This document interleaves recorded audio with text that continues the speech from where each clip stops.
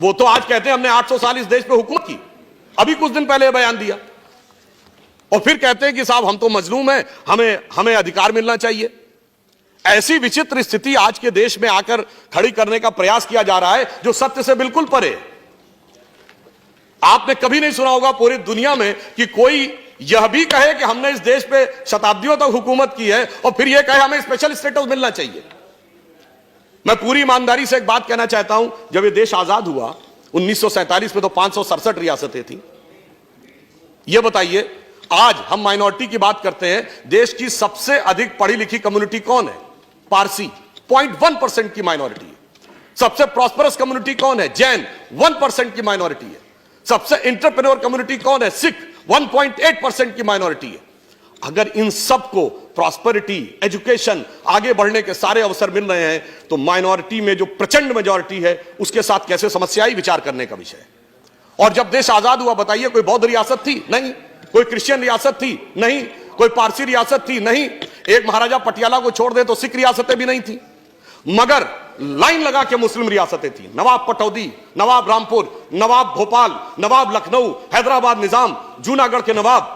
फिर ऐसे हालात क्यों हो गए कि आज बाकी सब पढ़ाई लिखाई में आगे और बाकी सारी चीजों में आगे और एक ही वर्ग पीछे होता चला गया? मुझे लगता है इसमें दोष इसका भी है कि जो सियासत की गई ना, अदावत की और मोहब्बत की। किसी ने दिखाने की कोशिश की कि हमें तुमसे बड़ी मोहब्बत है, तो किसी ने दिखाने की कोशिश की कि फलां को तुमसे बड़ी अदावत है, और उस सियासत ने कहां यह पहुंचाया सभापति जी, किसी को किसी की मोहब्बत ने मारा, किसी को किसी की अदावत ने मारा, पर इस शराफत अली को सेकुलर सियासत ने मारा। इसलिए मैं ये कहना चाहता हूं, आज के इस यथार्थ को देखिए, पूरे देश में जो सामने दिखाई पड़ रहा है, ज्यादा खतरनाक बात जानते हैं क्या हो रही है? मैं सदन का ध्यान आकर्षित करना चाहूंगा कि ज्यादा खतरनाक बात यह हो रही है कि अब यह बहुत उग्र स्वरूप में आगे बढ़ने का एक प्रयोग किया जा रहा है। और उसका उदाहरण मैं यह कहना चाहूंगा, जब सीए का विरोध हुआ तो विषय क्या था कि असम की संस्कृति की रक्षा करनी है या असम के लोगों के हितों की रक्षा करनी है। मगर सबसे पहले आंदोलन कहां शुरू हुआ? जामिया में, उसके बाद अलीगढ़ में, उसके बाद नदवा में, उसके बाद हमारे एक दूसरे सदन के सांसद हैं जो हैदराबाद के वो सबसे बड़े झंडा बरदार, अलंबरदार बन गए। और सबसे पहले रेजोल्यूशन कहां पास हुआ? केरल की असेंबली में। अब बहुत ही सहजता से समझा जा सकता है, इसमें कोई रॉकेट साइंस नहीं है कि ये। और सुनिए, फिर उसके उपरांत क्या हुआ सभापति महोदय? ये सारे विषय गौण हो गए। पता नहीं कौन कौन से विषय आने लगे उसके अंदर, कश्मीर से लेके धारा 370 से लेके देश को अलग करने से लेके आसाम को परमानेंट अलग करने तक।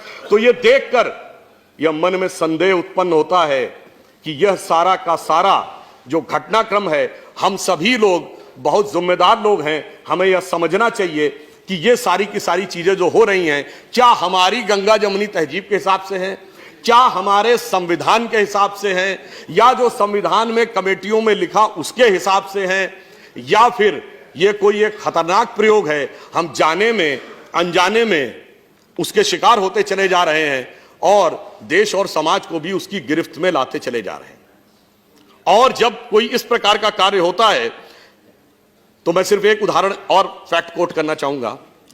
एक बहुत बड़े पत्रकार हैं मार्क टेली, जो 26 वर्ष भारत में रहे, बीबीसी के उन्होंने संवाददाता रहे। उन्होंने, पुरानी बात नहीं है सभापति महोदय, 22 सितंबर 2019 को आर्टिकल लिखा है।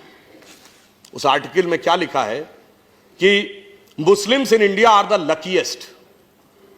भारत में रहने वाले मुस्लिम समाज के लोग सर्वाधिक भाग्यशाली। उन्होंने उसका एक उदाहरण दिया कि मैं 26 साल दिल्ली के निजामुद्दीन इलाके में रहा, मेरे यहां से थोड़ी दूरी पर हजरत निजामुद्दीन औलिया की दरगाह थी और थोड़ी दूरी पर तबलीगी जमात का ऑफिस था।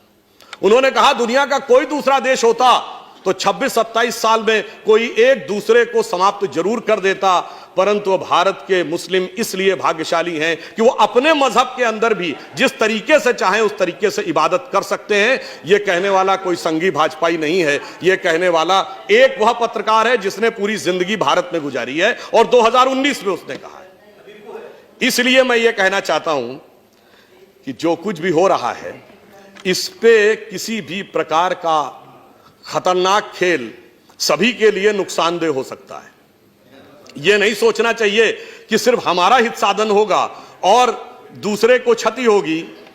अगर और वो भी विशेषकर जब बगैर किसी आधार के यह बात हो रही हो। मैं फिर एक पंक्ति कोट करना चाहूंगा, बड़े प्रसिद्ध शायर हैं राहत इंदौरी उनकी, और बड़ी फेमस कविता, आप लोगों को बहुत ध्यान होगी, कि अगर है खिलाफ तो खिलाफ होने दो, ये सब धुआं है कोई आसमान थोड़ी है, आगे है लगेगी आग तो आएंगे घर कई जद में, लगेगी आग तो आएंगे घर कई जद में, यहां पे सिर्फ हमारा मकान थोड़ी है।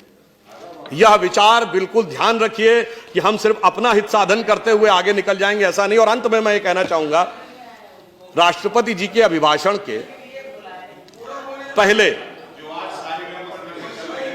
ये अगर आपको समझ में आ जाता तो दुनिया कुछ और होती साहब।